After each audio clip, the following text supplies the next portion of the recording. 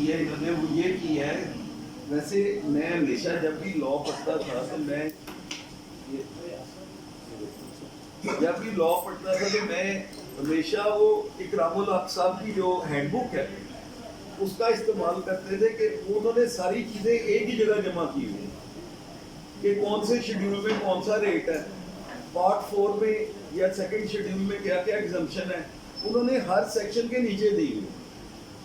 میرے خیال میں اس لا کو سمپل کرنے کا ایک ہی طریقہ ہے کہ ہم سیکشن وائز ہر چیز کو نیچے دے دیں. فار ایگزامپل میری جتنی ایگزمپشنز ہیں سیلری انکم کے اگینسٹ, میری جتنی ایگزمپشنز ہیں پراپرٹی انکم کے اگینسٹ یا بزنس انکم کے اگینسٹ پارٹ 4 سیکنڈ شیڈیول میں یا پارٹ 1 2 3 میں, ان کو بھی لا کے سیکشن کا حصہ ہونا چاہیے.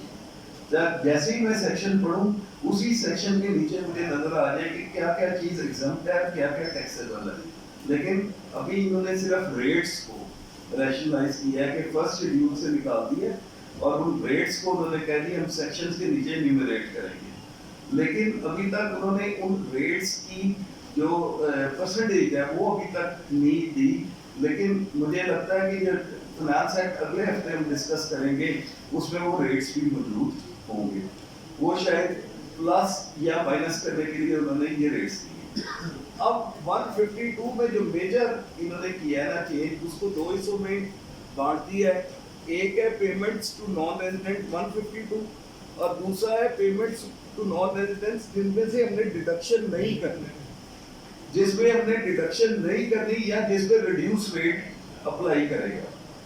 اب basic crux of the matter is کہ سندھ ہائی کورٹ کی ایک ججمنٹ آئی ہے کہ اگر نان ریزیڈنٹ پاکستان میں ٹیکسیبل نہیں ہے اور ٹیکس والے جو ڈپارٹمنٹ ہے وہ اسے ثابت نہیں کر سکتا تو وہاں پہ 152(5) کی بھی ضرورت نہیں.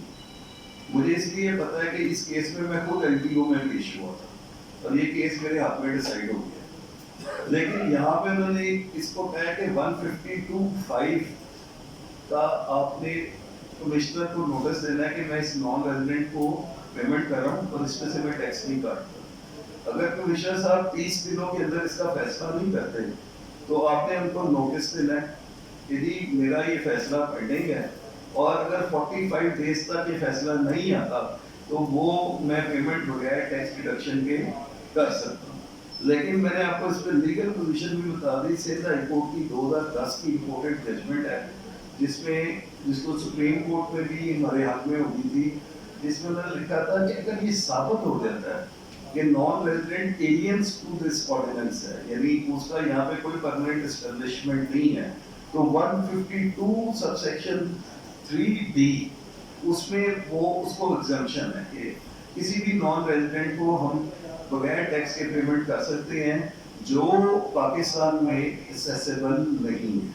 تو بیسیکلی اس کو انہوں نے یہاں پہ لیبریٹ کیا ہے کہ ہمارا جو مین مقصد لا کو پڑھنے کا یہاں پہ یہ ہے کہ آپ نے اگر کسی نان ریزیڈنٹ کو پیمنٹ کرنی ہے تو آپ اس کا نوٹس دیں گے کمشنر صاحب کو, اپلیکیشن فائل کریں گے, کمشنر صاحب ود ان 30 days اس پہ ڈیسیژن دیں گے. اگر نان ریزیڈنٹ پاکستان میں ٹیکسیبل نہیں ہے تو اس کا ٹیکس نہیں کٹے گا. اگر 30 دنوں میں فیصلہ نہیں آتا تو آپ نے 29ویں دن یا 30ویں دن کمشنر صاحب کو انٹیمیٹ کرنا ہے. 45 days پہ اگر وہ فیصلہ نہیں آتا تو لین کو بھی الاؤ ہو جائے. اب یہ 236C اور CB میں انہوں نے فیئر مارکیٹ ویلیو, یہ آج کل ہم DC ریٹ کو کنسیڈر کرتے ہیں کہ یہ فیئر مارکیٹ ویلیو جو available on the website of the FBR ہوتا تھا. تو اسی کو اس نے انہوں نے یہاں پہ لا میں ریشنلائز کیا ہے کہ کئی سوال یہ آتے تھے کہ رجسٹری سپوز 100 روپے کی ہو گئی ہے, DC ریٹ 80 روپے کا ہے, تو ٹیکس کس پہ کاٹنا ہے؟ یہ عام سوال ہے جو لوگ ہمیں پوچھتے تھے. تو بیسیکلی جتنی رجسٹرنگ اتھارٹی ہے وہ DC ریٹ کی بیس پہ وہ 3% ٹیکس کاٹتے ہیں, ٹھیک ہے نا.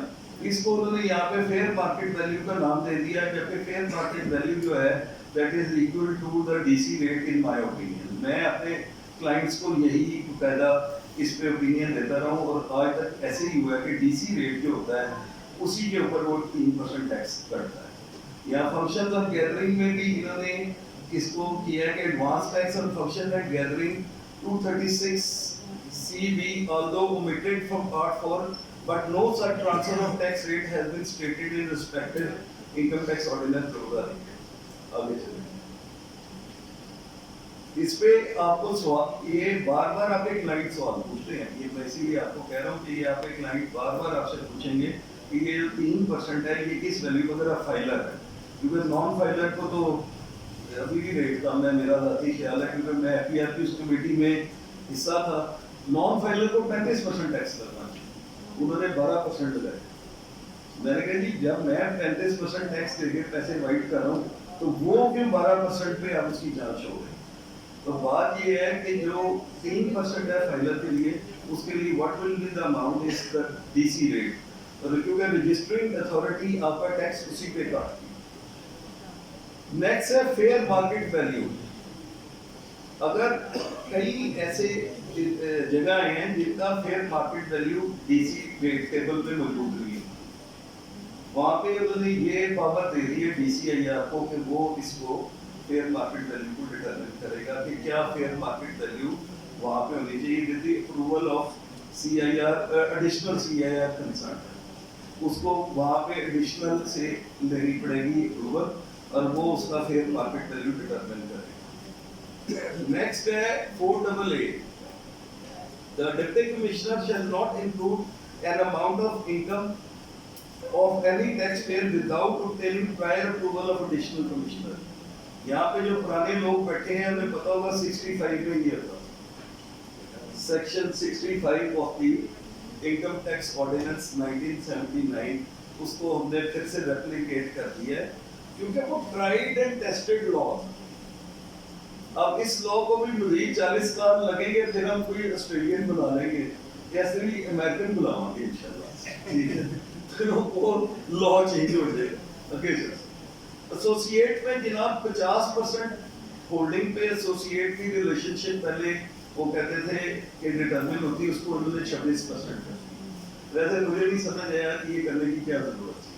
आगे चलो, चैरिटेबल ऑर्गेनाइजेशन 100C, इस लॉ को इन्होंने 4 हिस्सों में बांटा, इसके अलावा इसमें कोई मेजर चेंज नहीं है। उन्होंने पहला हिस्सा है tax credit for charitable organisations 100C, incomes eligible for tax credit, conditions for availing tax credit and surplus funds.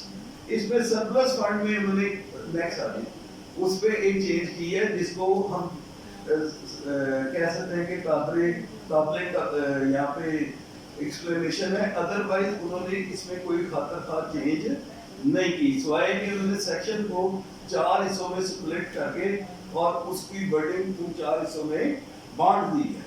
The clause C of 100C, the word trust has been replaced. ये आजकल आप शायद, मैं भी इसमें बहुत ज्यादा अफेक्टेड हूँ, कमिश्नर साहब यहाँ बैठे हैं, इनकी मौजूदगी में सर, हम जब ट्रस्ट रजिस्टर कराने जाते हैं ना तो रेवेन्यू ऑफिसर, जो बोर्ड ऑफ रेवेन्यू का ऑफिसर है, वो कहता है जाके NOC लेके आओ FPR से या SCCT से, जो रेगुलेटर।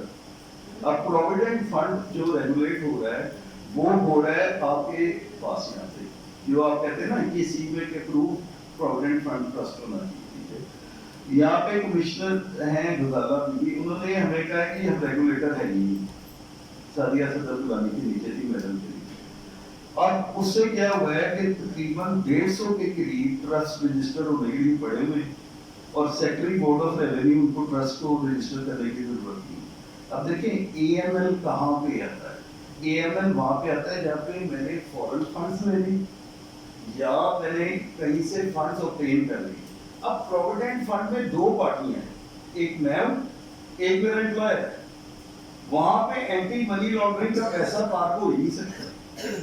तो सर ये बड़ा सीरियस इशू है, आप प्लीज काइंडली नोट करें, हमने आपके थ्रू ये टेकअप करना है कि मेरे 3 लिस्टेड कंपनीज के ट्रस्ट पड़े हुए हैं इनके पास, बोर्ड ऑफ रेवेन्यू के पास, जिनको वो रजिस्टर नहीं कर।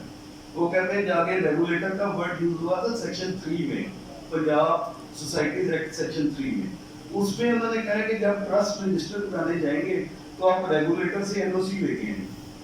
अब ना SCCP रेगुलेटर बन रहा है, ना FPR रेगुलेटर बन रहा है, اور 2 سال ہو گیا میری اپلیکیشنیں پینڈنگ پڑی لسٹڈ کمپنیز.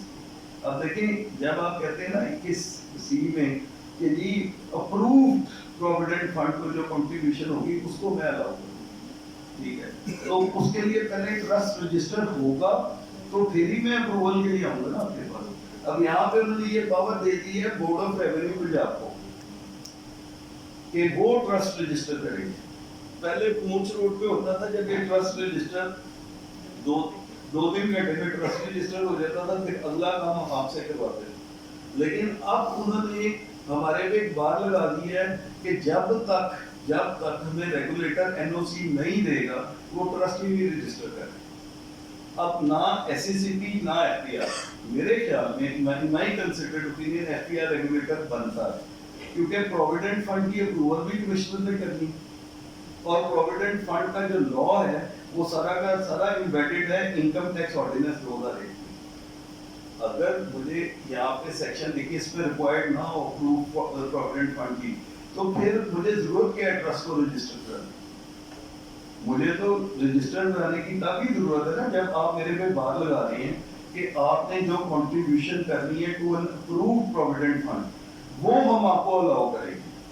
تو اس سلسلے میں یہ پلیز آپ نوٹ کر لیں سر, مطلب ریلیونٹ کوارٹرز کے ساتھ اس کو ٹیک اپ کرنا پڑے گا کہ اس کی اپروول کے لیے آپ لوگ ہمیں چانس دیں گے. Next geographical source of income, اس میں 2 چیزیں جو نے ایڈ کی, اس کو تھوڑا سا بڑا کر دیں, مجھے نظر نہیں آ رہا یہاں سے, شاید یہاں بلیک کر دیں اس کو.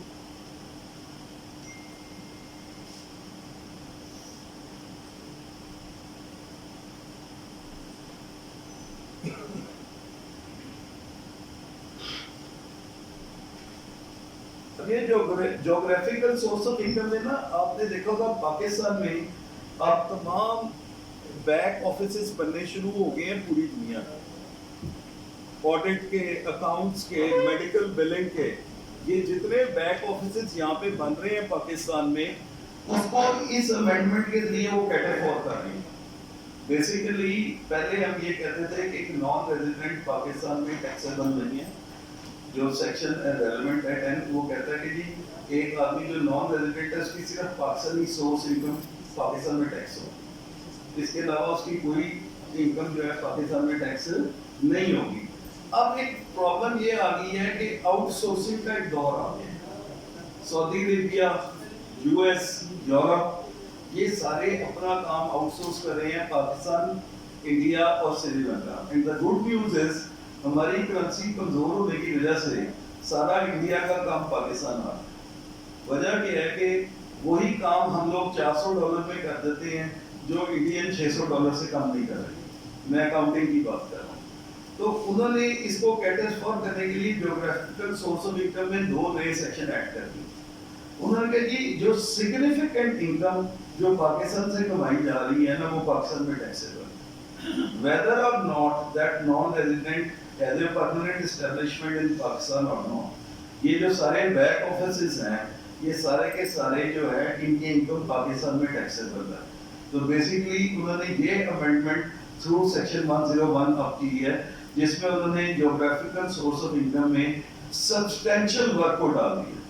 نیکسٹ سلائڈ پہ جب اسی میں ہے سبسٹینشل جو انکم ہے نا اس کی رقم ابھی تک ڈیسائیڈ نہیں, وہ فیڈرل بورڈ آف ریونیو نے بتانا ہے کہ یہ انکم کس لیول سے اوپر نکل جائے گی تو یہ جیوگرافیکل سورس آف انکم میں پاکستان میں ٹیکسیبل ہو جائے گی.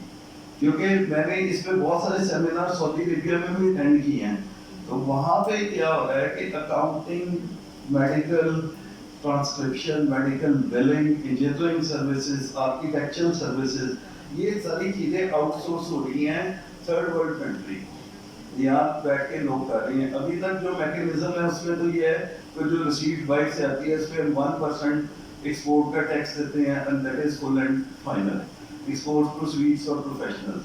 لیکن جہاں پہ ان کمپنیوں نے اپنے آفیسز اسٹیبلش کر دیے, مطلب ادر وے اراؤنڈ ہونا شروع ہو گیا کہ وہ انہیں پتہ چل گیا پاکستان میں اسٹاف سستا مل جاتا ہے, تو ان کمپنیوں نے اپنے آفیسز پاکستان میں اسٹیبلش کرنے شروع کر.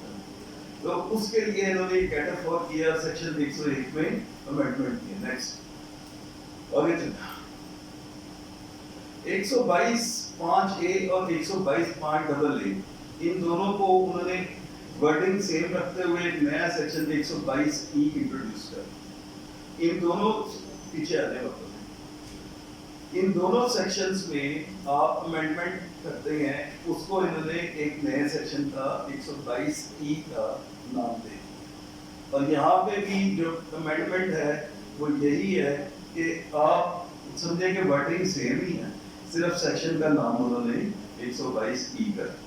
Next, provisional assessment of foreign assets discovered not declared already. ये एक बहुत बड़ा नया आपके लिए पेंडोरा बॉक्स खोल गया। अभी AEO यूनिट जो है उसमें मेरे बहुत सारे केसेस हैं जिसमें OECD से इन्हें बहुत सारी इंफॉर्मेशन आ गई। अब ये कहते हैं कि जी ये वाले जो एसेट्स हैं ये टाइम बाउंड नहीं हो, क्योंकि इसमें लिखा है ईयर ऑफ डिस्कवरी से जो प्रीसीडिंग ईयर है उसमें हम इसको ऐड कर देंगे। मैंने इन्हें कहा कि आप इसको कहाँ पे करेंगे ऐड। मेरी ध्यान सफर सबसे बात हुई, मैंने कहा जी आप 122 में ही इसको करेंगे ना टैक्स, 122 हुई 111, तो 122 की तो लिमिटेशन दी हुई है, आप उससे पीछे कैसे जाएंगे। तो this matter is yet to be decided by higher courts, क्योंकि उनकी इंटरप्रिटेशन एग्जैक्टली इसके मुताबिक है जो लॉ में वो अमेंडमेंट लेके आ रही। वो कहते हैं कि जी जो फॉरेन एसेट्स अर्थ होते हैं 2023 में, वो 2022 के असेसमेंट ईयर टैक्स ईयर में हम 122.5 या 122.5 में ऐड कर सकते हैं, ठीक है। वेयरएज मेरी ये उसमें हम्बल सबमिशन है, फॉर एग्जांपल एक फॉरेन एसेट है मैंने 2005 में लिया था, वो टैक्स नहीं हो सकता क्योंकि चार्जिंग सेक्शन जिसमें मुझे टैक्स लगना है वो 122 है और 122 की लिमिटेशन है 6 साल की, उससे पीछे आप नहीं जा सकते। तो बेसिकली ये हमारा अभी आपस में क्लैश चल रहा है LTO में और AEO यूनिट में, जिसमें दोनों इंटरप्रिटेशंस चल रही हैं। ये टैक्स वाली साइड की इंटरप्रिटेशन है जो इन्होंने लॉ में डाली है, और जो इंटरप्रिटेशन मैंने आपको बताई है वो हमारी लॉयर्स की साइड की इंटरप्रिटेशन है। क्योंकि मैं कहता हूँ 111 लोन में आप ऑर्डर नहीं कर सकते, 111 लोन में आप ऑर्डर नहीं कर सकते। 111 का जब भी आप नोटिस देंगे उसके बाद असेसमेंट के लिए 122 नोट्स आते हैं ना, 122 पे ही आपने उसको असेस करना। तो जब 122 की लिमिटेशन 6 साल की है तो फिर ये वाला लॉ नहीं चलेगा। हाँ, ये लॉ वहां चलेगा जिसमें भी लिमिटेशन खत्म नहीं है। अब यहाँ पे भी एक वो इन्होंने नया कानून, वो जो अपील इफेक्ट ऑर्डर होता था 1 साल था, उसको अब 2 साल कर दिया, यानी उसकी इन्होंने लिमिटेशन 1 की बजाय 2 साल कर दी। Next, power of tax authority to modify orders.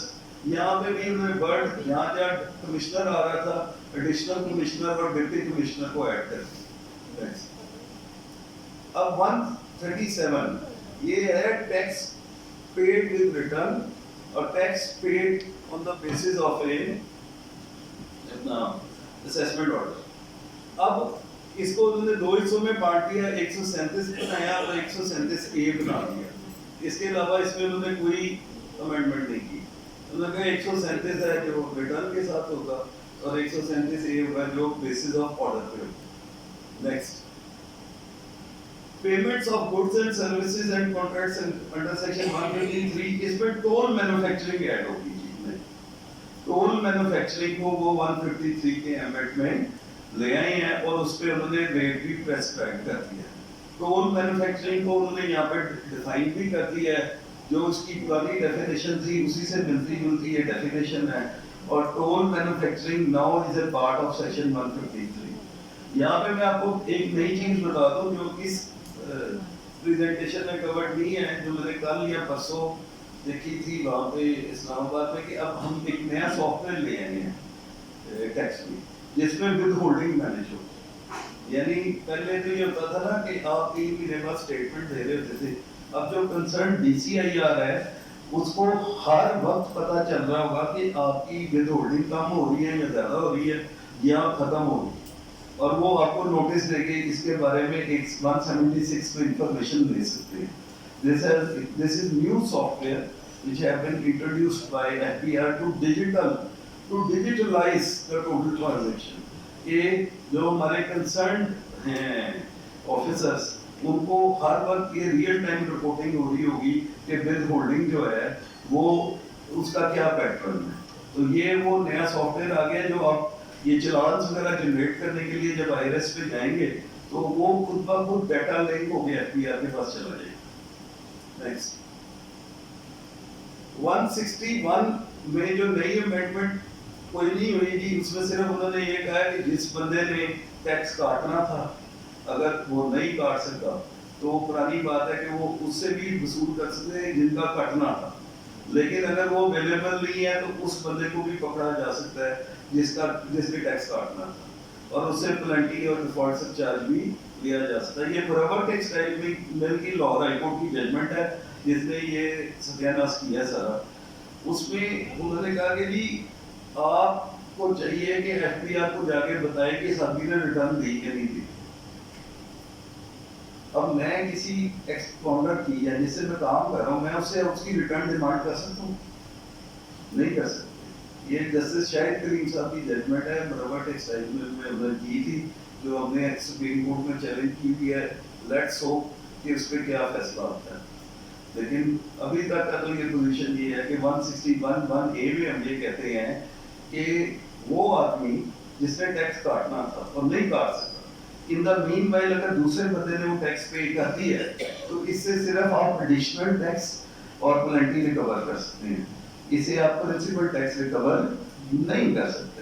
लेकिन ये फॉरएवर टैक्स टाइम में थोड़ा सा उन्होंने अदरवाइज क्योंकि बहुत सारे जजेस with my due apology to them जिनकी टैक्स की बैकग्राउंडिंग वो इस तरह के जजमेंट्स करते रहते हैं, जैसे इफ्तिखार चौधरी साहब ने की थी उसके ऊपर 161 पे जो रिवर्स होगी कि टाइम लिमिटेशन नहीं है। अब वो उन्होंने खुद ही रिवर्स कर दी सुप्रीम कोर्ट ने। उन्होंने 2 जजमेंट्स इसी साल में रिपोर्ट हुई है जिसमें उन्होंने कहा कि मैक्सिमम जहाँ तक आप अकाउंट्स ले सकते हैं या बुक्स को चेक कर सकते हैं वहाँ तक 161 आप देख सकते हैं, अदरवाइज आप 161 देख नहीं सकते क्योंकि 161 को देखने के लिए आपको किताबें चाहिए। आगे 177 में फिर उन्होंने थोड़ी सी चेंजेस की हैं और इसको उन्होंने जो है ना 177 में 2-3 चीजें जो है ना बड़ी अजीबो गरीब सी भी की हैं, लेकिन लेट्स होप कि इसमें से क्या क्या अप्रूव होता है। एक तो समझ लें जो पहले से था ना कि एक आदमी का ऑडिट 1 साल में हुआ है तो नेक्स्ट 2 इयर्स में उसका ऑडिट नहीं हो सकता। वो भी क्लॉज मौजूद है। नदीर भट्ट साहब से मेरी बात हो रही थी 105(a) जो सेकंड शेड्यूल में, लेकिन इन्होंने कहा नहीं, अगर DCIR कंसर्न ये समझता है कि मैं ये ऑडिट होना चाहिए तो वो अप्रूवल ऑफ द कमिश्नर के साथ हर साल ऑडिट कर सकते। अगेन हम 62 में वापस आ गए, मतलब 62 में भी हम हर साल ही लोगों को बुलाते थे। मतलब वो तो कंपनीज में तो मुझे याद है कोई भी साल हम स्किप नहीं कर सकते थे। वही हम यहाँ पे लेके आ गए कि DCIR अगर चाहे विद अप्रूवल ऑफ CIR आपका हर साल 177 का ऑडिट हो सकता है। इसके अलावा जहाँ जहाँ वर्ड CIR है उसको रिप्लेस कर दिया गया DCIR के साथ, ताकि सुप्रीम कोर्ट की जो जजमेंट है उसको एज इट इज यहाँ पे अप्लाई किया जा सके। ये क्लॉज है 105(a) of part 4 of second schedule जो कहती है कि आप एक आदमी का बार बार ऑडिट नहीं कर सकते। अगर आपने एक दफा ऑडिट कर लिया है तो अगले 2 साल आप उसको रिलैक्स करते हैं, तीसरे साल पे। लेकिन अगर डेस्क ऑडिट की तो भी इजाजत है ना 214 में, अगर डेस्क ऑडिट के जरिए कमिश्नर ये समझता है इस आदमी का दोबारा ऑडिट होना चाहिए तो वो कर सकता है। लेकिन अब DCIR को भी उन्होंने ये पावर दे दी है कि वो कमिश्नर की अप्रूवल के साथ वो ऑडिट कर सकते हैं। 214C वही जो मैंने अभी बात की, आगे चलते। ये भी इनकम टैक्स की थी मेजर अमेंडमेंट्स। अब अभी थोड़ी देर पहले एक बात हो रही थी CIR बिल की, मेरे पास वो ड्राफ्ट पड़ा हुआ है व्हाट्सएप में, मैं इसमें कर नहीं सका तो वो मैं आप सबसे शेयर कर दूंगा। जो मुझे आज पता चला है कि इन्होंने इनकम टैक्स पे लिमिटेशन कर दी है रेवेन्यू की 2 करोड़ की और सेल्स टैक्स में 1 करोड़ की। کہ اگر 1 کروڑ سے نیچے کا سیل کیس ہے ریونیو کا تو CIR اپیل سن سکتا ہے, اور اسی طرح 2 کروڑ سے نیچے کا کیس ہے انکم ٹیکس میں تو وہ CIR اپیل سب سن سکتے ہیں. Otherwise you will have to file direct to اپنا ٹربیونل. یہ سیم ہے جیسے سندھ میں ہے نا, سندھ میں آپ جائیں تو ایک سول جج کا اگر ریونیو میں کوئی ججمنٹ آتی ہے نا اور اس میں ایک پرٹیکولر سم سے زیادہ کی بات ہے تو ڈائریکٹ ہائی کورٹ پہ چلے جاتی ہے, وہ ایڈیشنل سیشن جج کے پاس وہ کیس نہیں جاتا. اسی کو انہوں نے یہاں پہ شاید ریپلیکیٹ کر دیا ہے کہ اس کی ایک انہوں نے بار مقرر کر دی ہے کہ اتنی اماؤنٹ ہوگی تو آپ CIR اپیل کے پاس جائیں گے, نہیں تو آپ ڈائریکٹ ٹربیونل میں جائیں گے. جبکہ میرے خیال میں ٹرائبونل میں اتنے ممبرز نہیں ہیں جتنا یہ لوڈ ڈالنے کی کوشش کر رہے ہیں. تو بیسیکلی یہ تو انہیں پتا ہے کہ یہ کیا کرنا چاہتے ہیں. لیکن میں پھر اگین کہہ رہا ہوں, آرڈیننس اور ایکٹ دونوں کی, ایکٹ کی کاپی جو پرووڈ ہے وہ نہ FPR کی ویب سائٹ پہ موجود ہے اور نہ کہیں اور سے ملتی ہے. We will have another session on it. Next sales tax پہ آتے ہیں. Tax fraud. Basically اس کو انہوں نے ڈیفائن کر کچھ نہیں کیا, صرف ڈیفائن کر دیا ہے کہ کون کون سی چیز جو ہے وہ ٹیکس فراڈ کے زمرے میں آئے. یہ پہلے اتنی الیبوریٹڈ ڈیفینیشن نہیں تھی, یہ صرف 3 چیزیں تھی. نیکسٹ آئی اب یہ ڈیفینیشن ہے جس میں they have covered a number of 8 points. ہم اس کو پڑھنے کی بجائے خود ڈسکشن کرتے ہیں. اس میں انہوں نے کہا جی آپ ریکارڈ جو ہے وہ مینٹین نہیں کر رہے, آپ سے ڈیسیجن ہوگا آپ کے پاس ریکارڈ نہیں ہے. آپ نے سیل ٹیکس انوائس جو ہے وہ ایشو کر دی C کو جبکہ سیل تھی اپنے B کو, وہ بھی ٹیکس فراڈ کے زمرے میں آ گئے. پھر آپ نے سیلز ٹیکس ریکور کیا لیکن جمع نہیں کرا, وہ بھی ٹیکس فراڈ کے زمرے میں آ گیا. اسی طرح آپ نے سیلز ٹیکس کم جمع کرایا, وہ بھی فراڈ کے زمرے میں آ گیا.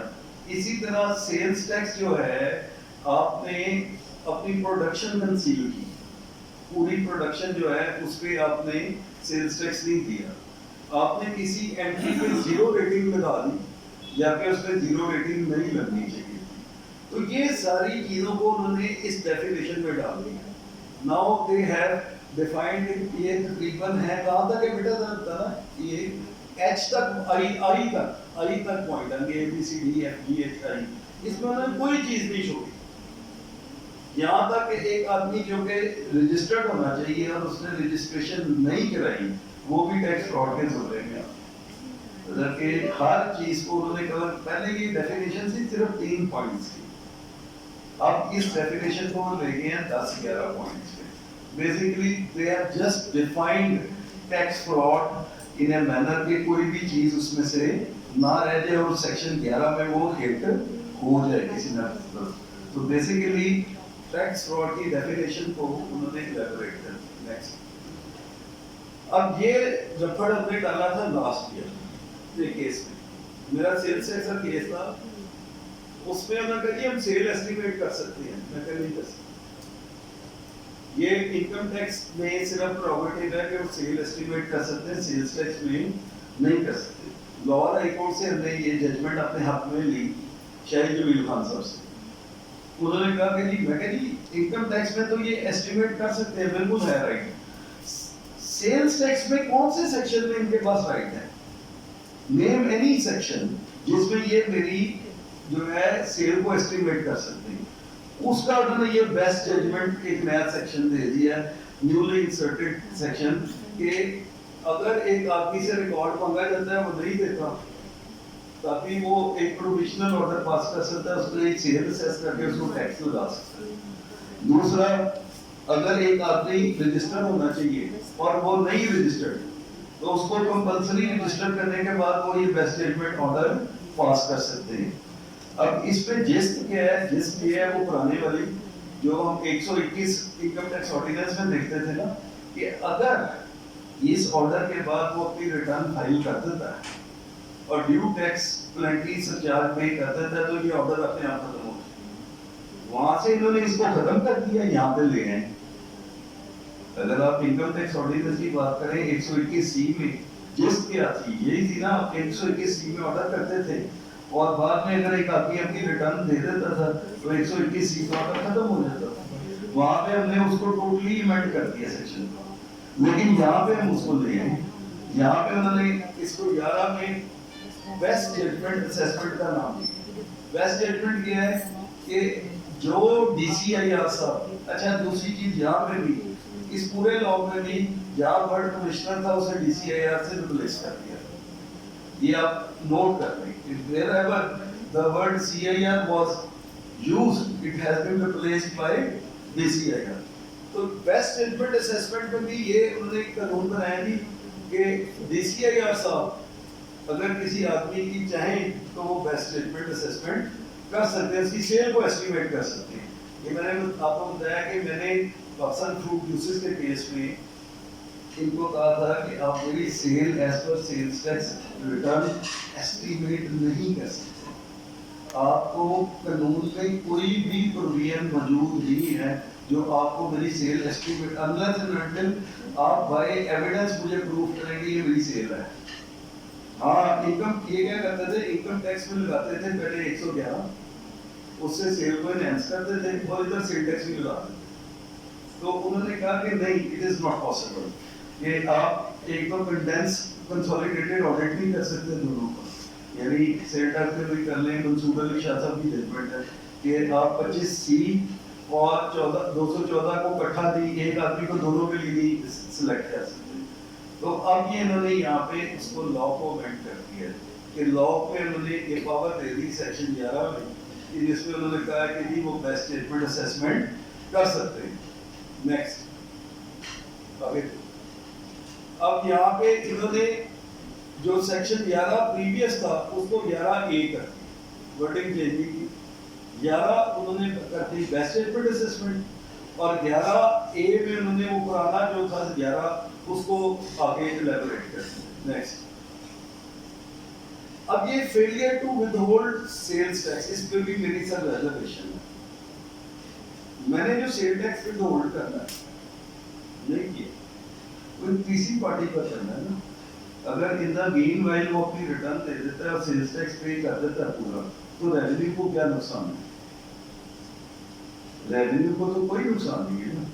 अब इस पे मुझे पेनलाइज करने का कोई मकसद तो नहीं है।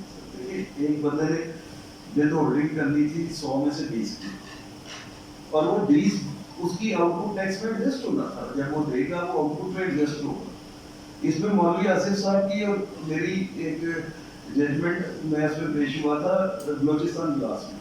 उन्होंने कहा था unless and until it is established कि there is a revenue loss, तब तक सेल्स टैक्स किसी को लगाना चाहती।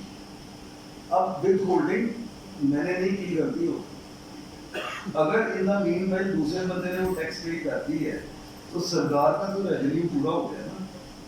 लेकिन इन्होंने यहाँ पे एक क्लॉज ऐड कर दी है कि अगर आपने नहीं की तो डिफॉल्ट सरचार्ज और पेनल्टी जो है वो प्रोविजन वहाँ पे लगेगी और इसे सेक्शन का हिस्सा बना दिया। लिमिटेशन फॉर असेसमेंट 11C में लेके आप सेम है पिछली बार, उसमें कोई चेंज। आगे, लिमिटेशन फॉर इशूइंग ऑर्डर्स, ये इन्होंने सिंक्रोनाइज कर दिया है 124 इनकम टैक्स ऑर्डिनेंस कि जो लिमिटेशन वहां पे होगी वही लिमिटेशन यहाँ पे होगी। रजिस्ट्रेशन, इसमें एक नया सेक्शन जो है आगे चले, वो लोग जो कि रिक्वायर्ड टू बी रजिस्टर्ड है, ये सेम वही सेक्शन है, रीवर्डेड है।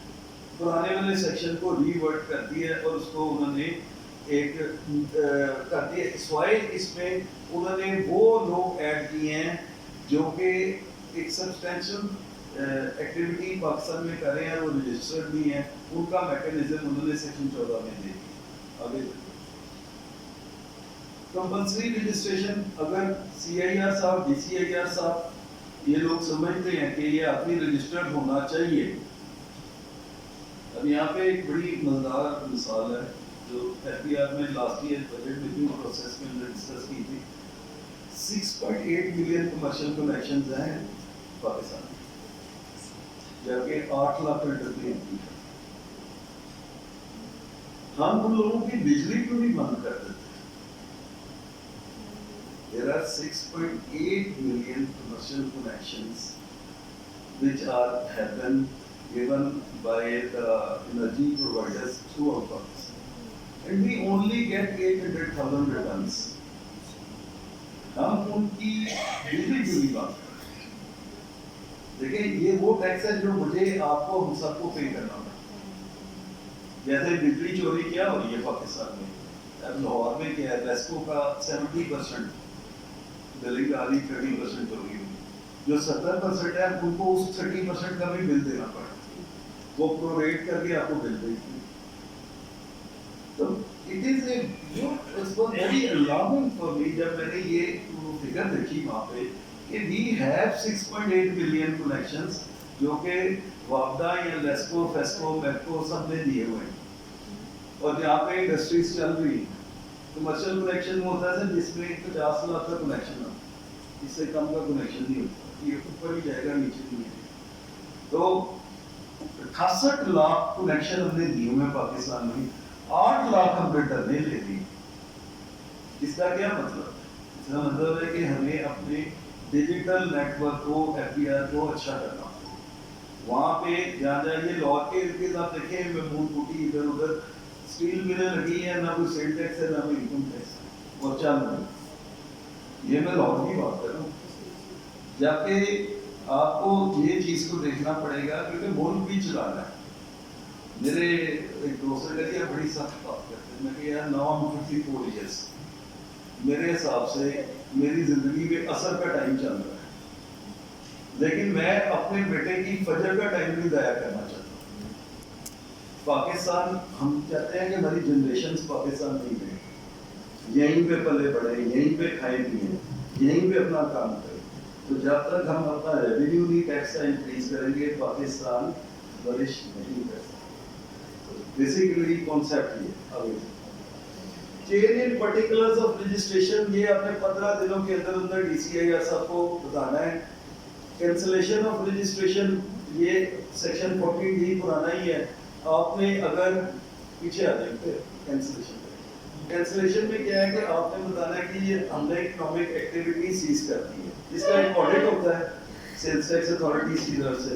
وہ جا کے آپ کا وینیو دیکھتے ہیں، آڈٹ کنڈکٹ کرتے ہیں، پھر آپ کو ایک این او سی ایشو کر دیتے ہیں کہ ٹھیک ہے آپ اپنا ڈی رجسٹریشن کروا دیں، کینسلیشن آف رجسٹریشن کرا لیں. یہ اسی طرح جیسے انکم ٹیکس میں اگر کوئی بندہ فارغ ہو جاتا ہے یا کام چھوڑ دیتا ہے تو وہ اس نے شاید سیکشن 114 یا 16 ہے جس کے اندر اس نے نوٹیفائی کرنا ڈسکنٹینیوڈ بزنس کا، 117 میں اس نے ڈسکنٹینیوڈ بزنس کا بتانا ہوتا ہے. سیم 40 نیکسٹ سسپینشن میں انہوں نے کہا جی ایک آدمی جس کو ہم سسپینڈ کر دیتے ہیں اس کے لیے ڈی سی آئی آر کے پاس ایک ریزن ہونا چاہیے اس کو سسپینڈ کرنے کا.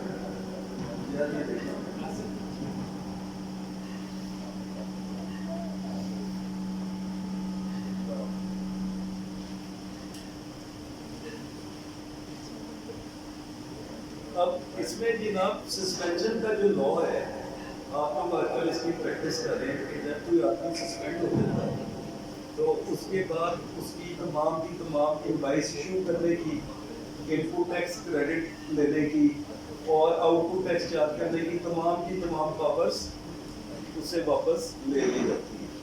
اب سسپینشن کا جو لا ہے اس میں انہوں نے کوئی چینج نہیں، لیکن صرف یہ میں نے بولڈ کیا ہے without prior notice and with approval of the commissioner. کسی بھی بندے کو سسپینڈ کرنے سے پہلے ڈی سی صاحب کو کمشنر صاحب سے اجازت لینی پڑے.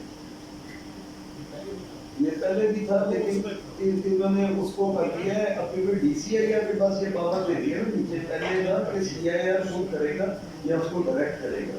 تو اب انہوں نے یہ کہا ہے کہ جو ڈی سی نے اگر کسی کو سسپینڈ کرنا ہے نا اس نے اپنے کمشنر کے پاس جانا ہے، اس کو بتانا ہے کہ میں اس کو سسپینڈ کرنے لگا اور پیچھے اپروول دے دوں.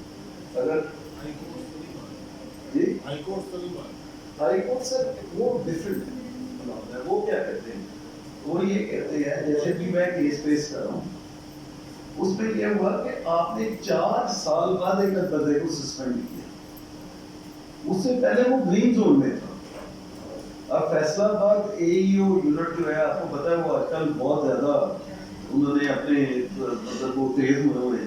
تو وہ کیا کر رہے ہیں دیکھیں آپ اگر within the same year کسی کو سسپینڈ کریں یا لائف سسپینڈ کریں, اگر وہ گرین زون سے نکل جاتا ہے تو میں اسے سیو کر ہی نہیں سکتا.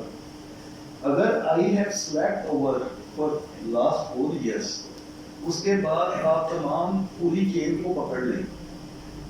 قانون کیا ہے, جب میں نے کسی کو سیل کرنی ہے میں نے جا کے دیکھنا ہے وہ گرین زون میں ہے کہ نہیں.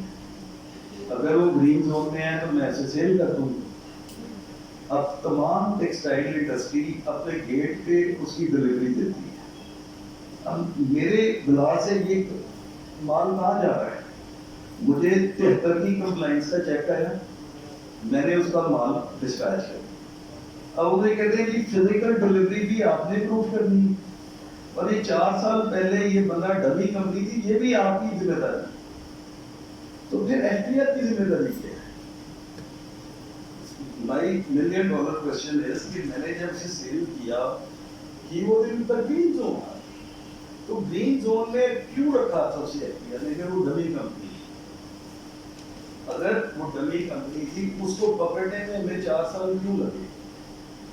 2019 کا کیس, 4 سالوں بعد آپ نے تمام انوائسز جو پیچھے کیے ہیں, کچھ اسکینڈل انہوں نے بنایا ہے بٹی صاحب کی ٹیم نے تقریباً 6-7 ارب روپے, اور بندے بھی پکڑے تھے. میں کہتا ہوں بالکل ٹھیک پکڑے, لیکن جس بندے نے میں نے سیل کی, میں نے 17% سیل ٹیکس پورا پے کیا. اب وہ رجسٹرڈ تھا, میں نے سے 3% فالتو نہیں لینا تھا. اب ان کا موقف یہ ہے کہ کیونکہ وہ ڈبل کمپنی تھی, آپ کو پتا تھا, آپ نے باقی 3% اب آپ سے ریکور کرے. میں نے کہا جی میں نے 17% ٹیکس دینا تھا, میں نے دے دیا. Output tax I paid, میری انوائس جینون ہے, 73 کی کمپلائنس جینون ہے, ہر چیز جینون ہے. اگر وہ بندہ ڈمی نکل آیا 4 سال بعد, تو اس کے لیے میرا کیا قصور ہے؟ یہ paid the output tax.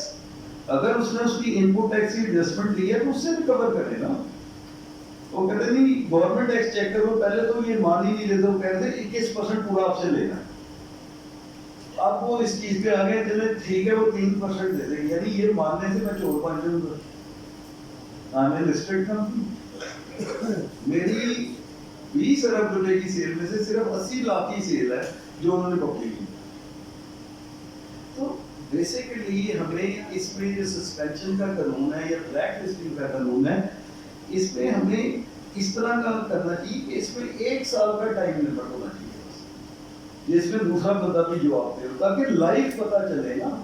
اب جیسے اب آپ نے نیا لا لے کے, بڑا اچھا لا ہے کہ اگر میں نے کسی کو سیل کیا, اس نے اپنی پرچیز بھی کر دی 350, اسی کو روکنے. Next black listing. سسپینشن کے بعد پتہ ہے آپ کو بلیک لسٹنگ ہو جاتی ہے. بلیک لسٹنگ کے بعد بھی آپ کے تمام رائٹس جو ہیں وہ مفلوج ہو جاتے ہیں, اور اس میں کوئی ایسی چینج نہیں کی جس کو ہم یہاں پہ ڈسکس کریں. یہ پرانا لا ہے as it is. Audit of sales tax affairs جو ہے وہ ڈی سی کرے گا. Commissioner on the basis of any records کسی بھی بندے کو سلیکٹ کر سکتا ہے. اور اب انہوں نے اس کو اور انکم ٹیکس کو علیحدہ کر دیا. انہوں نے کہا یہ پاور انڈیپینڈنٹ آف 214 ہے, یہ علیحدہ پاور ہے اور وہ علیحدہ پاور ہے. یہی چیز منصور علی شاہ صاحب نے اپنی ججمنٹ میں لکھی تھی کہ دونوں پاورز جو ہیں دونوں لاس ڈفرینٹ ہیں, تو کسی بھی بندے کا کنسولیڈیٹڈ آڈٹ نہیں ہو سکتا. ایٹ ون ٹائم آپ سیلز ٹیکس اور انکم ٹیکس دونوں کا آڈٹ نہیں کر سکتے. اسی کو انہوں نے یہاں پہ اس لا میں کہا ہے. صرف ایک چیز ہے کہ جو پاور ہے 25 کے تحت, that is independent of power that has been vested in income tax audit.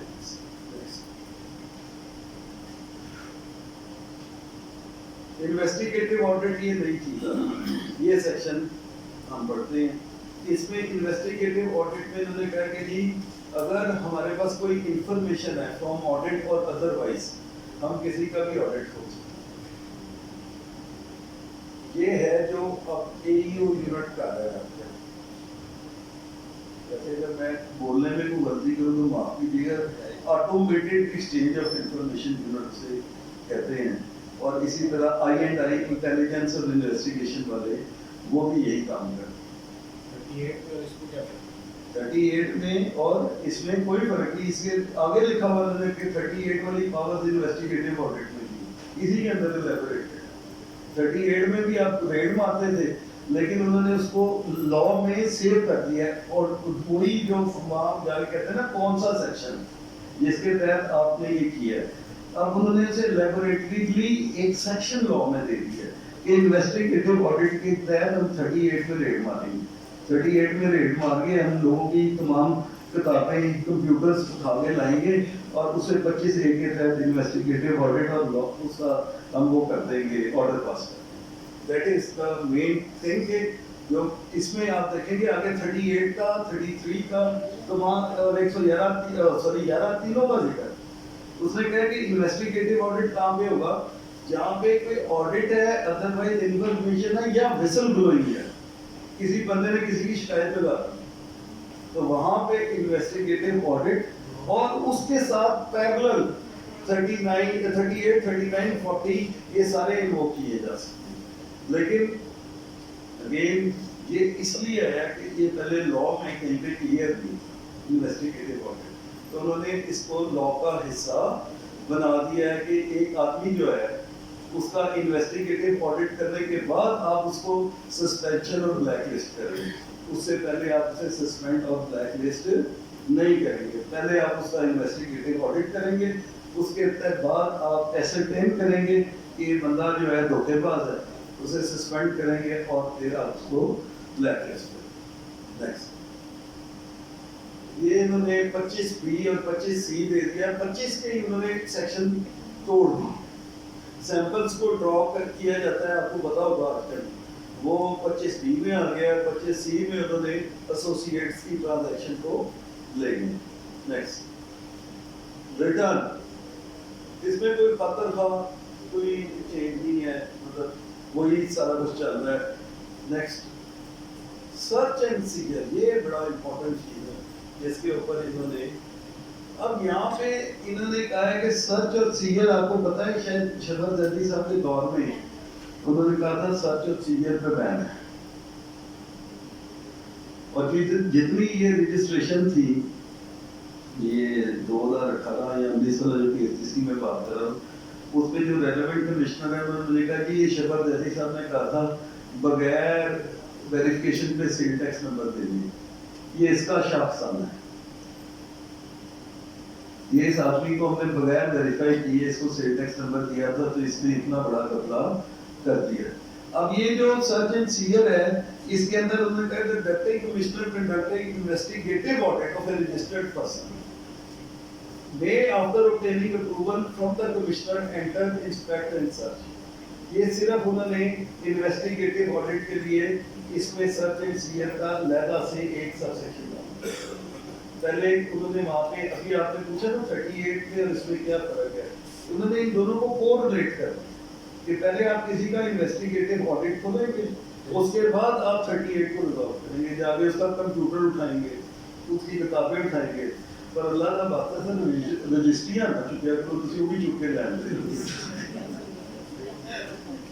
वो एक क्लाइंट ने मुझे बताया कि जी मेरे ना वो गोदाम की और दफ्तर की और मेरे घर की रजिस्ट्रियां भी दे दी है, सर अल्लाह का बात है छट गया तो उधर की सर तारीफ रखना बच्चा को पता चलने का नॉलेज की नेक्स्ट,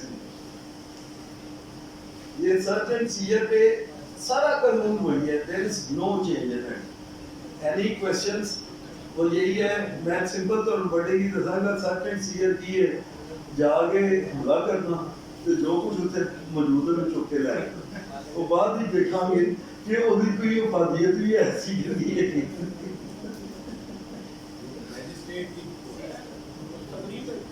मैजिस्ट्रेट की अप्रूवल एलिजिबल है, वो सर है सीआरपीसी के तहत, वो इसमें नहीं है।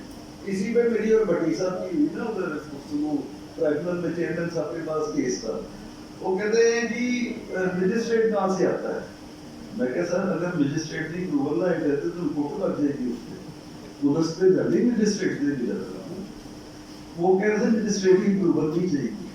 मैं कि एक आदमी को आपने अरेस्ट करना, उसको आपने जाके डिटेन करना, उसके लिए पहले आपको स्पेशल जज सेंट्रल से इजाजत लेनी पड़ती है।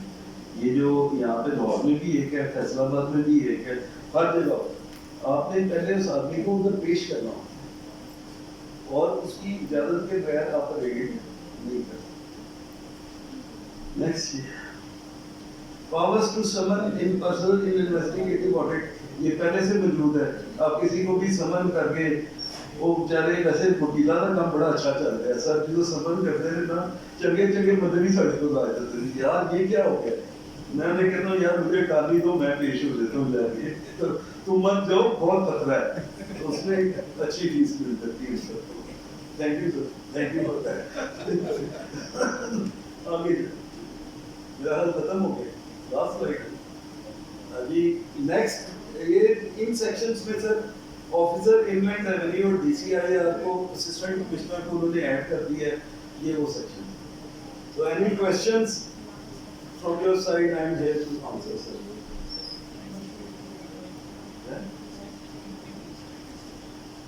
वापस चले डी सेक्शन 40, ये वो है पावर टू एंटर प्रेमिसेस। वही मैं कह रहा जाके जो मर्जी चुक ले।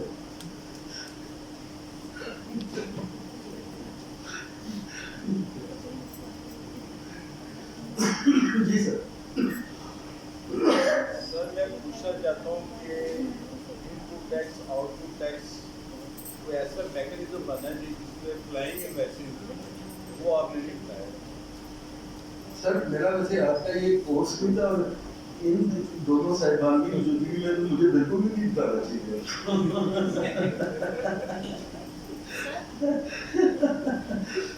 सर देखें, फ्लाइंग इनवॉइस जो है ना, समझे 1996 में जब हम लोग प्रोफेशन में आ रहे थे, उस वक्त फेक इनवॉइसेस का दौर था, और फैसलाबाद में बड़ी रेडें हुई थी, और एक दो बंदे भी मार गए थे इस केस में। निशात लेंस लिमिटेड जो भी ये रेड हुई थी, मेरा क्लाइंट है। इसी तरह जितने बड़े बड़े लोग थे सब पे ये फेक इनवॉइसेस के केस बने। अब फेक इनवॉइस तो स्टार जो सिस्टम है इनका, उसने खत्म कर निकल गया। अब आ गई फ्लाइंग। फ्लाइंग क्या है? फ्लाइंग को पाकिस्तान में इसलिए खत्म नहीं किया जा सकता, ए सेल कर रहा है बी को और पेमेंट सी से आ गई। यहाँ पे हवाला सिस्टम और उधार का सिस्टम है, यहाँ पे हवाला सिस्टम है और उधार का सिस्टम है। And unless and until the economy converts into cash, आप जिसको फ्लाइंग इनवॉइस कहते हैं, मैं उसको मजबूरी कहता हूँ। फैसल ने आपका 2 लाख देना है, आपने नदीम साहब से परचेज की, आपने कहा भाई वो 2 लाख नदीम साहब को देंगे। This is how our economy is going on. Flying invoice को पकड़ने का एक ही तरीका है बस, कि जिस बंदे की आप रजिस्ट्रेशन करें, ये इंश्योर कर लें कि वो बिजनेस वो कर रहा है कहीं का, बस दिस इज द ओनली। कि आपने अगर टेक्सटाइल के मैन्युफैक्चरर की रजिस्ट्रेशन की है तो वहाँ पे मशीनरी मौजूद होनी चाहिए। They are there to do। Private आदमी का तो कोई राइट ही नहीं है ना, प्राइवेट आदमी कैसे इसको इंश्योर कर सकते?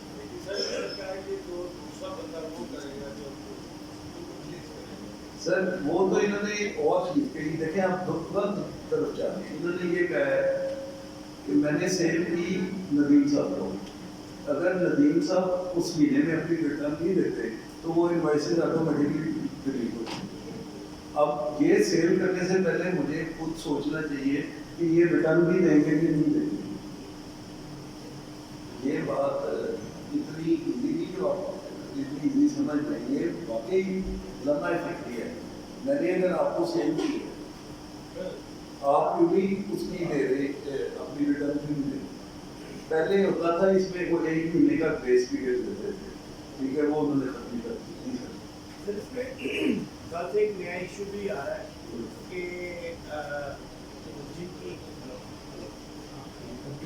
कल से ये इशू भी आया है और कल मैंने न्यूज़ भी देखी है कि जिन्होंने अपनी रिटर्न जमा करवाई थी और वो प्रोविजनल में चली गई थी और उनसे जिन्होंने नेक्स्ट सबमिट अपना करवाया था उनके पास वो आ गया था, इन्होंने आगे सेल की है, जो जो इन्होंने सेल की उनकी इनवॉइसेस रिवर्स हुई है, जबकि जिनसे उन्होंने परचेज की थी उनकी सबमिटेड आ रही है और आगे कुछ इनवॉइसेस जो है वो इनका नेचर ये उड़ गया था।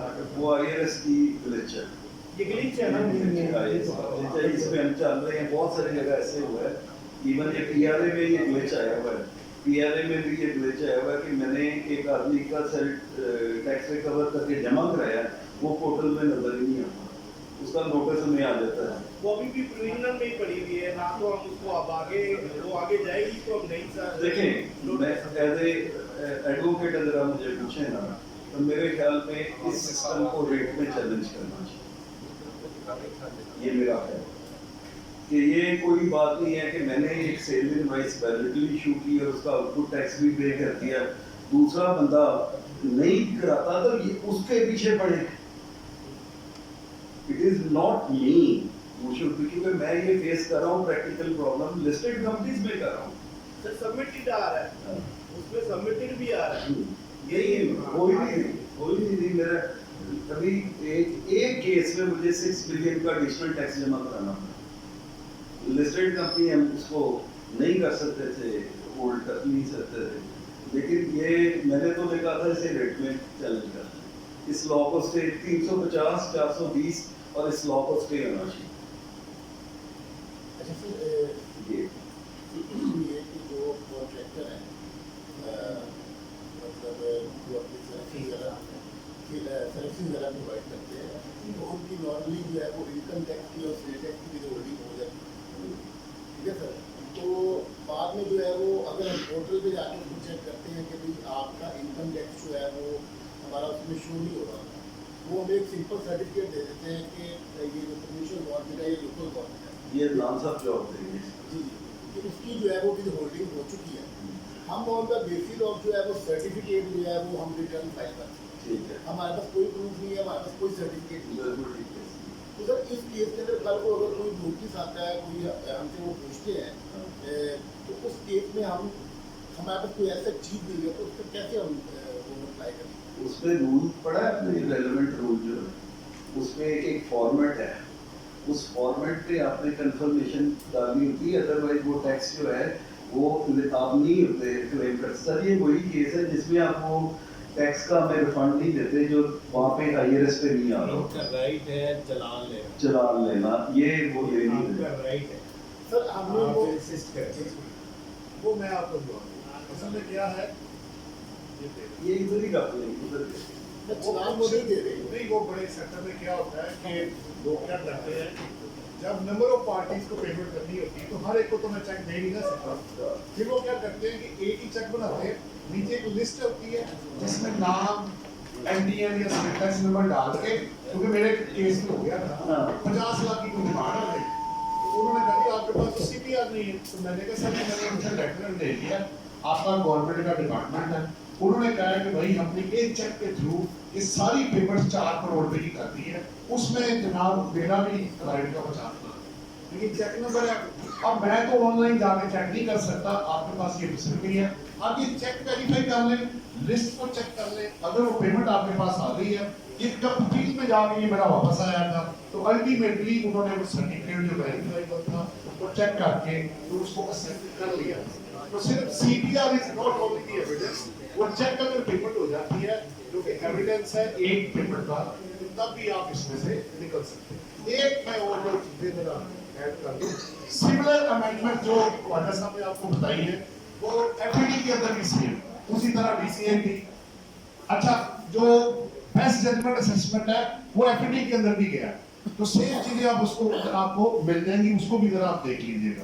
एक ऑडिट वाला जो पॉइंट जो कह रहे थे, क्योंकि वो इतनी ज्यादा चीजें आपको बता रहे थे, माशाल्लाह उनकी मेहनत नजर आ रही थी, उसमें 105 एक ये कहता है कि अगर किसी भी साल का आपका पिछले 4 साल में एक ऑडिट होगा, 105 है, किसी भी साल का 4 साल, इसमें बोर्ड का एक लेटर भी आया हुआ है, हम समझ रहे थे कि उनमें से किसी एक साल का नहीं, किसी भी पिछले साल का एक ऑडिट अगर पिछले साल में हुआ है तो इस साल में आपका ऑडिट 170 में नहीं हो सकता।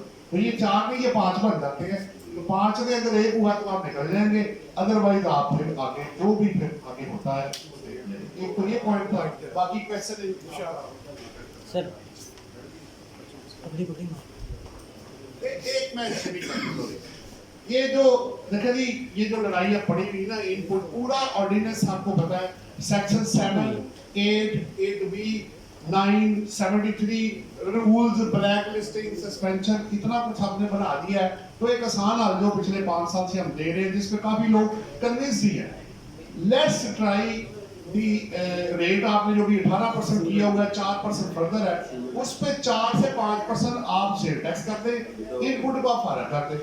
हम भी as a chartered accountants PRA को 5% टैक्स दे रहे हैं, 10 लाख का 5% सीधा 50,000 बनता है, इनपुट कोई मिलता नहीं है, ना कोई फ्लाइंग इनवाइस होगी ना आपकी कोई लड़ाई। इवन अदरवाइज अगर आप उसको चेक करना चाहें जैसे पॉइंट ऑफ सेल भी आपने पॉइंट डाल दिया भाई सेल पूरी डिक्लेयर करो, जब वो सेल पूरी डालेगा तो इनकम टैक्स भी पूरा देगा, सेल टैक्स भी पूरा दे देगा, ना आपकी कोई लड़ाई होगी, ना फ्लाइंग ना फेक और ना सस्पेंशन ना ब्लैक लिस्टिंग, ना सिस्टम हॉल्ट होगा और बड़े आराम से निकल जाएंगे। एक चीज और मैं ऐड करता चलूं, तो मौका अगर मिल गया 5-10 मिनट के लिए, उसमें ये है कि अगर आपको लगता है कि आपने जिससे परचेज की है अगर वो आपकी अपनी रिटर्न अपलोड नहीं करता, मल्टीनेशनल कंपनीज क्या कर रही है ऑलरेडी वो ये कर रही है, आप उसकी पेमेंट रोक दें, उसे को भाई जिस दिन रिटर्न लेकर आओगे ना उस दिन पैसे ले लेना। तो एक वन ऑफ द वे है, ये जरूरी नहीं है आप सारे इस तरह करें। लोग मल्टीनेशनल ऑलरेडी ऐसे कर रहे हैं, वो कहते हैं भाई पैसे दोगे तो हम तुम्हें आप अपलोड करेंगे तो आके पैसे ले जाओ, अदरवाइज हम तुम्हें पैसे नहीं देंगे। तो एक रिड्यूस रेट के साथ ये भी एक तरीका है, लेकिन बहरहाल चूंकि एक सिस्टम हार्ट हुआ है, एक प्रॉब्लम है, इसका कोई ना कोई सोल्यूशन तो बहरहाल निकालना पड़ेगा। जी जी ऐसे ही है सर, कोई और पीआरए पहले से ज्यादा पैसा इकट्ठा कर रहा है बगैर लिटिगेशन के। ये आप जाकर के पीआरए के चेयरमैन या जो भी लोग आए थे 37% इंक्रीज है उनके रेवेन्यू में विदाउट लिटिगेशन भी। ठीक है इन्फ्लेशन भी है, लोग भी ऐड हो रहे हैं, स्कोप बढ़ रहा है, वो सब अपनी जगह पे है, लेकिन पैसे बात तो पैसे पे आकर रुकनी है ना जी। ये सारा कुछ जो आपने बनाया है ये कागज इकट्ठे करना मकसद नहीं है कि रेवेन्यू जनरेट होना चाहिए जिसे लॉस ऑफ रेवेन्यू कहा जाता है। तो अगर रेवेन्यू बगैर लड़े आ रहा है तो फिर क्या जरूरत है इतने लंबे चक्कर में पड़ने की। लेकिन क्या ये प्रैक्टिकली हो सकेगा, ये एक क्वेश्चन अपनी जगह पर रहेगा। ये माइक जरा इनको दीजिएगा।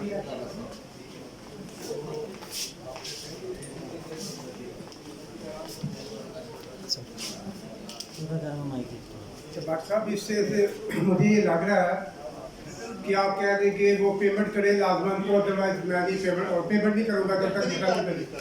ये तो हाना जंगी का हम जा रहे हैं और हम एफबीआर का काम जो है अपने जिम्मे ले रहे हैं।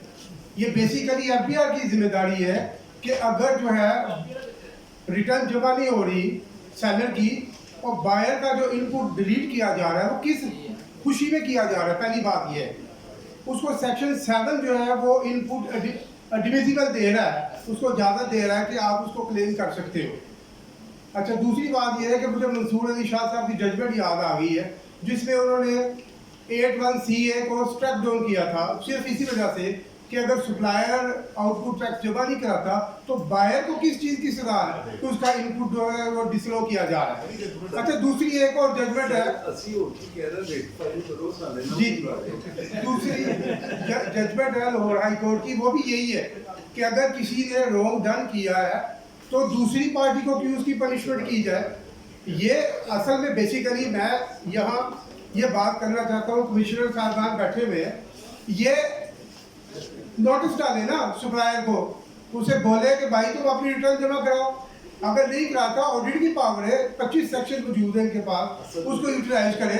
फाइनली शो का दे सेक्शन 11 का, तो उस हायरार्की को उस जो मैकेनिज्म है उसको यूटिलाइज करने की बजाय देखिए बात पता क्या है बड़ी सिंपल, अगर हम इसी तरह की हार्श अमेंडमेंट करते रहेंगे कि वो रिटर्न जमा नहीं कराएगा तो वो ये नहीं होगा तो वो नहीं होगा, तो सेल टैक्स तो एक वैट मोड है जिसमें मैन्युफैक्चरर से इंपोर्टर से लेके एंड कंज्यूमर तक जाता है।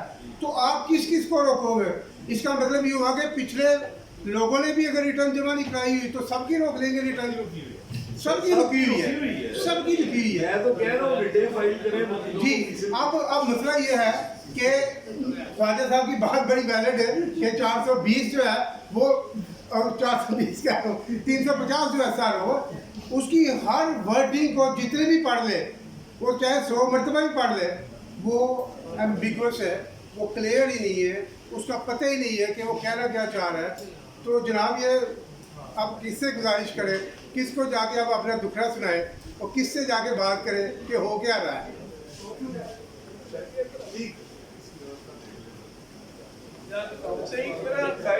क्वेश्चन है थोड़ा सा इजाजत हो भाई साहब, बात हो रही थी सेक्शन 38 की, समन की, नोटिस की। अगर आपकी टेरिटरी, फॉर एग्जाम्पल आपका टेरिटोरियल जुरिस्डिक्शन बनती है आरटीओ लाहौर, और आपको कराची से समन आ जाता है 37 की, 38 की इंक्वायरी है, टेक एंड फ्लाइंग का कोई इशू है, या कस्टम की आजकल एक FIR कराची में कस्टम की हुई है, जिसकी वजह से कॉर्पोरेट में और नॉन कॉर्पोरेट में डिफरेंट एंटिटीज में आपको समन आ रहे हैं। मेरा ये क्वेश्चन है कि मैं उस समन का रिप्लाई देता हूँ, मेरे पास डॉक्यूमेंट, रिकॉर्ड, सारा पेमेंट प्रूफ सब कुछ मौजूद है। उसके बाद मुझे ये फील होता है as a legal adviser, as a law, मतलब लॉ का स्टूडेंट, कि उसके पास तो सेक्शन 11 की पार अगर वो एक्सरसाइज करना चाहता है तो मेरी टेरिटोरियल जुरिस्डिक्शन में जब तक वो एंटर नहीं होगा, वो सेक्शन 11 मेरे खिलाफ कैसे इन्वोक करेगा? सर वो कर ही नहीं दे। मैं आपको बताता हूँ, ये जरा प्लीज थोड़ा सा एक्सप्लेन करते हैं। मैं हमारे एक केस में जिसमें हमें उन्होंने बुलाया तो वी आर असेस्टिंग एलटीओ लाहौर, ठीक है, और वो केस जो है I&I फैसलाबाद ने हमें समन की जी। हम वहाँ पेश हुए, हमने सारा रिकॉर्ड दिया, एवरीथिंग देयर। अब उन्होंने वहाँ पे जो स्पेशल जज सेंट्रल है उसके पास वो चलान पेश करना, यार आगे से हटने की सर, उन्होंने वो उसके पास पेश करना, उन्होंने सिर्फ हमारे से स्टेटमेंट ली जी, वहाँ प्रोड्यूस करना। अगर सेक्शन 11 में हम उसके साथ गुनहगार साबित होते हैं तो फिर हमारा रेलेवेंट कमिश्नर हमारे खिलाफ ऑर्डर करे। वो I&I वाले पूरी एक यही हमने वहाँ पे अर्ज की है उन्हें I&I वालों को, यदि अगर आप ये समझते हैं कि हमने ये गलत किया है तो आप इसकी रिपोर्ट बनाएं और हमारे रेलेवेंट कमिश्नर को भेज दें। उसमें कोई सस्पेंशन के तो नहीं कर सकते, कुछ सस्पेंड तो नहीं करते नॉर्मली जैसे? सर इसमें इस तरह से भी हुआ है कि वो उन्होंने रेफर किया है, इन्होंने सस्पेंड करने के बाद उनको नोटिस, जैसे कि लॉ में लिखा हुआ कि विदाउट एनी नोटिस सस्पेंड कर सकते हैं, कोई इन्वेस्टिगेशन वाली चीज नहीं सामने आई है। सर देखिए वो इस लॉ में भी उन्होंने क्लियर कर दिया है कि सस्पेंशन जो है ना वो on the basis of homework कर सकते हैं और बाद में नोटिस दें। इस लॉ में भी इन्होंने ये पावर ले ली, लेकिन वो उसमें अब आई है, लेकिन पहले जो मुझे नोटिस आए हैं उनमें डायरेक्ट सस्पेंशन करने के बाद शो का मतलब ये नहीं किया गया। जैसे मैं अभी पर्सनली इस लॉ से डिसएग्री करता हूँ कि सस्पेंड करने से पहले एक आदमी को मौका देना चाहिए कि उसको हियरिंग तो दी जाए ना। और उसमें भी सर उस केस में भी सेम ऐसे ही था कि पिछले 4 साल से वो उनके पास बिल्कुल ग्रीन जोन में था। उसके बाद से मतलब यानी वो ठीक हो गया, उनको पता चल गया, उन्होंने ठीक कर लिया अपना, 1 साल से उनकी इन्वेस्टिंग सिस्टम ठीक चल रहा है। अब तो कराची में 4 साल पहले वाला जो भी इशू है वहाँ पर FIR हुई, इन्होंने भेजा इनका चलता हुआ सिस्टम सस्पेंड करने के बाद उस पे नंबर ऑफ हाई कोर्ट की जजमेंट्स हैं कि अगर वो ग्रीन जोन में था उसको आप ना सस्पेंड करने, आप रेड में जाएं, बजाय इस लड़ाई को तैयार करने के आप जाकर रेड फाइल करें, वो कापियाँ लगाएं, साथ आपको स्टे मिल जाएगा, आपकी ये सस्पेंशन भी खत्म करनी पड़ेगी। Thank you sir.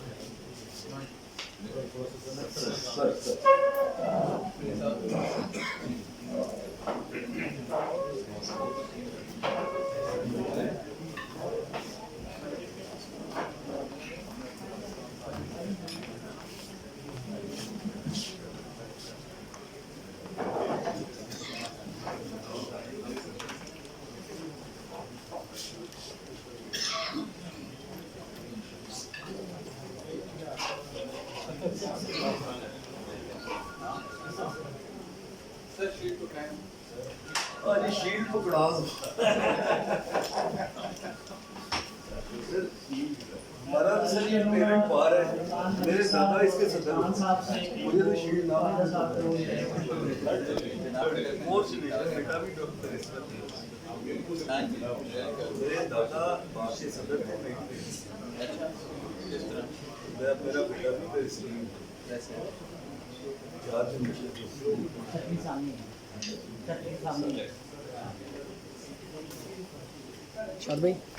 शाद भाई आप बना रहे हैं, चलिए हम बात से 1 मिनट वेट के वाले सर आप हैं प्लीज़ साथ हैं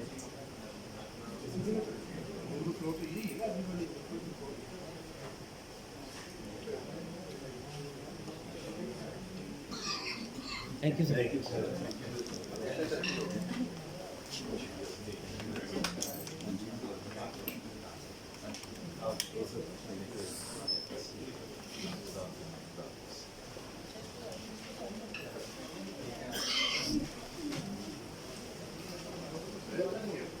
मेरे ख्याल में कुछ जाएंगे अच्छा वो देख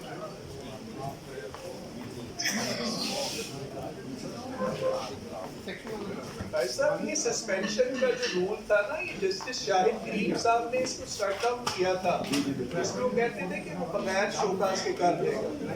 ये तो इम्पोर्टेंट बड़ी जजमेंट्स हैं ऐसी। ये क्या करे सेल टैक्स हो या इनकम टैक्स हो, इन दोनों में अब जो जजमेंट्स में आ रहे हैं ना फ्लॉ, उसको लॉ का हिस्सा बनाना शुरू कर दिया। बिल्कुल ऐसे ही। अब ये इन्होंने नेशनल असेंबली में पेश ही इसलिए किया है कि ये जो इनके तमाम केसेस थे ना पुराने, उसमें हमने फाइजा की जजमेंट लेनी शुरू कर दी कि हमें दिखाओ प्रोफेशन कहाँ किया था, इसमें पावर दिल्ली का ये एनईबी का केस है, उसमें ये डिस्कस हुआ था कि बगैर नोटिस के नहीं हो सकता ये नोटिफिकेशन, लेकिन इफ्तिखार चौधरी से ओवर रूल कर दिया, इसलिए वो मसला बना। जस्टिस फैसल अरब और इफ्तिखार चौधरी की एक जजमेंट आई थी जिसमें उन्होंने पुरानी तमाम जो जजमेंट थी उन्हें ओवर रूल कर। बहुत शुक्रिया खाजा साहब, आपने काफ़ी माशाल्लाह डिटेल से हमें चीज़ें समझाई हैं। ये इंशाल्लाह जब प्रॉपरली एक्ट की ऑर्डिनेंस आता है इस पर दोबारा हम एक डिटेल डिस्कशन फिर रखेंगे। जितने भी पार्टिसिपेंट्स जो मेंबर्स हैं जिन्होंने आज पार्टिसिपेट किया उसके लिए पार्टिसिपेशन सर्टिफिकेट्स हैं, मैं रिक्वेस्ट करूँगा नदीम भट्ट साहब से और